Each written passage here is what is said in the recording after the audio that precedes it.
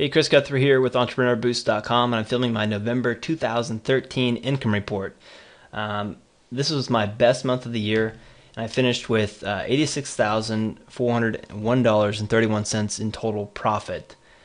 This is bolstered by the fact that I sold a website, one of my websites, for $42,000, which I'll explain a little bit later in this video. I wanted to log into my escrow account and show you that login so you can see that I actually did sell that website, because if you're watching this video and you don't know me or you haven't been reading my blog for a while, then you might be thinking, who is this guy on this video talking about this money he's making, and is he really doing that? So I wanted to actually talk a little bit too about how I make money online, and I do it in a few different ways. So one way is by running my portfolio of websites. So I make money from those websites by running advertising and affiliate revenue.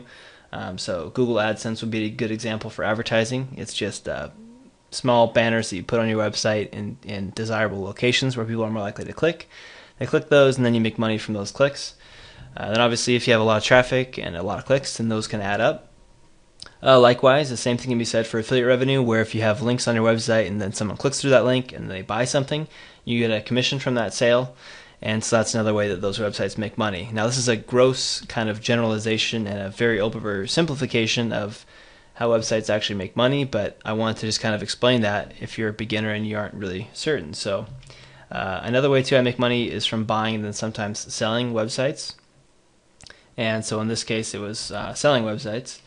And so again, if I'm not selling them, then the way I make money is when I buy them and add them to my portfolio. I make money from advertising and affiliate revenue from them. And then the third thing, and this is more of a newer thing for me, is software products. And that's a software business that I've been building, and I typically hire other people to develop those products. I don't know how to write software code or anything like that. And I primarily have focused on WordPress because WordPress is what I use. And so really the same thing that I do with my websites, which I design them to try and help solve people's problems. And with software products, I do the same thing. I have problems that I have with my websites, or different ways that things are annoying or take too long. And so I hired people to develop software products to solve the problems that I'm having that I know other people are having as well. And so that's how I do software products, and then I sell those, of course, because I need to be able to recoup the costs from the developers, and then, of course, make money from all the effort behind that. So, and then the fourth category, too, where I make money is from just different types of miscellaneous stuff. So Kindle books, I have some Kindle books related to marketing that I have, just a couple. I'll probably write more of those in 2014. Then I also have other random things that I make money from, like Facebook pages. And really the miscellaneous stuff is just kind of a catch-all category for different types of things that I'm testing out, because I'm always trying different types of methods for making money or growing my business in some way, because the industry is always changing, and so you've got to be able to keep up on that. And so income proof. So this is where I said at the beginning of the video I wanted to log into my escrow account and then show you that I actually got the transfer and the website was actually sold. So let me do that. It's for a $42,000 escrow transaction. So escrow.com, if you're not familiar, is a website where you can sell websites or domain names, and then the way it works is that the buyer sends funds into escrow. They hold those funds, and then the seller has to deliver all the goods by transferring over the domain name, the website, etc., helping them get set up. And then once the buyer says that everything's good, they say that or the seller rather says that they've sent everything over, the buyer confirms it, and then the money is released to the seller. So let me log into that right now. All right, so I've already logged in. I'm going to go into my transactions, and I'm going to be blacking out a fair amount of this information here because I'm not really sharing the details on the website. I can't, unfortunately, share the URL of the website that was sold, because the people that bought the website obviously don't want people to know what they bought it for or what niche it's in, etc. So that's why that's going to be all blurred out.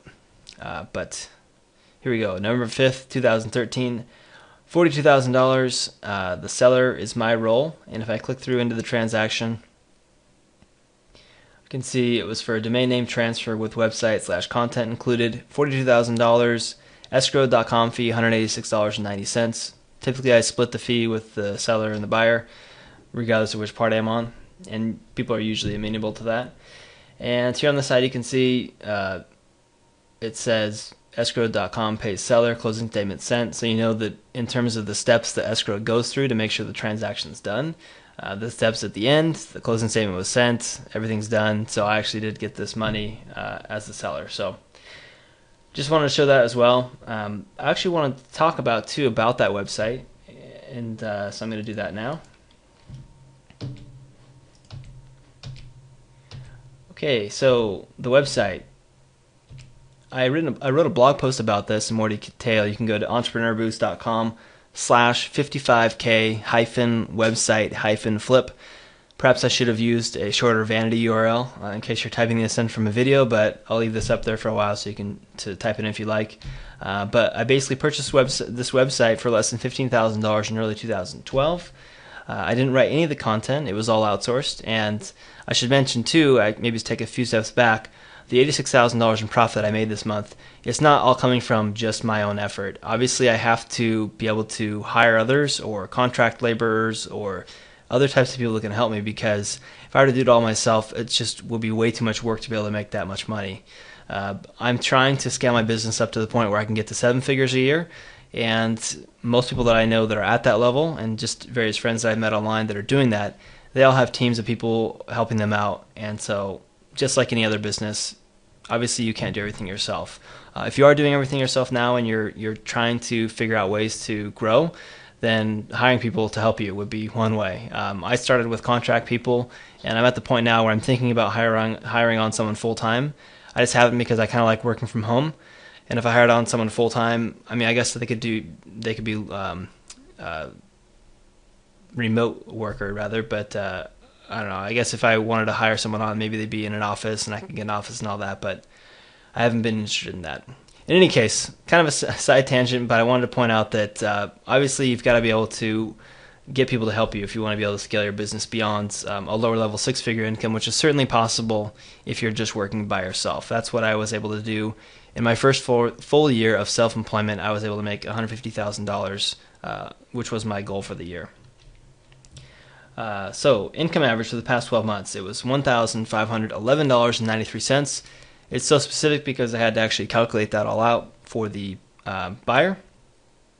And so that website made money from AdSense, Amazon, other display ads, and affiliate revenue. So it was basically a typical website, different types of monetization methods. Generally, the more the better. So you use different types of strategies to make money, find new ways to generate revenue from a website so you can scale that up, make more money. As you already know, and as I mentioned, I sold the website for $42,000, which was a valuation of about 28 months. So in fact, it was just under 2.5 times yearly earnings, which is a great price for me, and that's precisely why I decided to sell. I should have mentioned this too, or I mentioned this rather, but I didn't write any of the content, and that's partly because I didn't know anything about this niche. I just bought the website because I thought it'd be a good buy, and I saw some opportunity to be able to improve it. And so I did that, and when I was able to get a price that was very good for the offer, I decided to sell. I could have tried to build the website up even more, but again, because it wasn't specifically in an area that I want to be focused on long term, I was more just holding it as a long-term website flip, and so that's why I decided to sell. And then I earned about $30,000 while I owned it as well. It was just under $30,000, so the website more than paid for itself in the time that I owned it, but then being able to sell it on top of that was a nice Christmas present for me. But in reality, I'll probably just be using this money to reinvest into my business. I don't really spend a lot of money on myself or on the stuff that I own. I just want to be focused on building my business. So anyways, total net to me was about $55,000 in 20 months, which is a great amount of income for a website that I didn't really spend a lot of time on. So why am I even telling you this? Why am I sitting here in front of my webcam, recording this video and sharing my income stats? Well, for starters, I posted some previous income reports, and I had some people question whether or not I was actually making that money.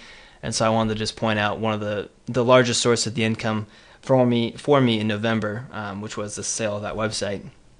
And I also want to point out, too, the reason why I even do this is because 5 years ago, I made less than $1,000 a month. And that was actually a barrier I was trying to break through. And I talked to a lot of people that are just starting out and people that are further along, and that first barrier really just seems to be making $1,000 a month online. And that's really what I try and help people do, is to get to that first 1,000. And really even taking a few steps back just to try and get to that first check. Getting that first check, when I first got my first AdSense check years and years ago now, maybe 8 years ago or so, that really was kind of what the fuel that helped me think, okay, I can do this. I can really build this up and scale this and get further than that. And that's kind of why I started this blog. I lost my job. I was already making a pretty solid income from my websites at the time. And so I started this blog to help people out. And really, it took years of me failing my way into eventual success that I was able to actually break through that barrier and then grow beyond that to a level that was able to sustain myself and my wife and family. And now she doesn't have to work because my business is doing so well. But really, my blog's here to try and help shorten the learning curve for you. So if you want to know more, you can go to my website, entrepreneurboost.com. And I also have a free course there as well, entrepreneurboost.com/free. And then you can follow me on Twitter at Chris Guthrie, where I talk about online business and other types of things. But on my blog, because I wasn't able to share the URL of this website that I sold, I do have specific examples of websites that I've sold, built and sold, or bought and then continue to run, and they're still making me money, and I have examples, and you can check those out. But I'm also doing more case studies. I found that just sharing that I've made money isn't as helpful to people. This maybe was helpful so you could see kind of an example of how I made money by buying a website, improving it, making more money from it, and then selling it later for a better price. But an actual step-by-step case studies are really what I'm shifting my blog more towards, so that you can follow along as I start from fresh with new projects. Now, I'm going to be obviously continuing to run my primary core business, which is making me around 5 figures a month or so, and I want to be able to teach you how to get started as well. So that's why I'm doing some case studies, and you can find out more about those on entrepreneurboost.com. And I will be sharing the URLs at websites that I build within those case studies and other types of things as well. Like I have some Kindle books. I've been doing Kindle books that I've written myself, but then also more interestingly, I've been hiring people to write Kindle books for me in different types of niches, and I'm trying to scale that out as well. So really that's what the beauty of any internet business is that the amount of effort that you put into it could yield you a certain number of dollars, say $1,000 a month. But if you continue to put in that effort and keep trying to grow and scale that business, that same effort could yield $10,000 per month if you get further along the path. And that's why you see people that have a website and they just keep working on it, and it eventually becomes their full-time income. And that's what it was for me. My collection of websites is what allowed me to be able to do this full-time for a living and then be able to scale beyond that. So hopefully you learned something from this video. Again, you can find out more information at my blog, entrepreneurboost.com. Follow me on Twitter at Chris Guthrie. If you have any questions, please don't hesitate to ask. I answer every blog comment I can possibly find. So thanks again for stopping by. Hopefully you enjoyed this video, and please do stop by my blog. Thanks.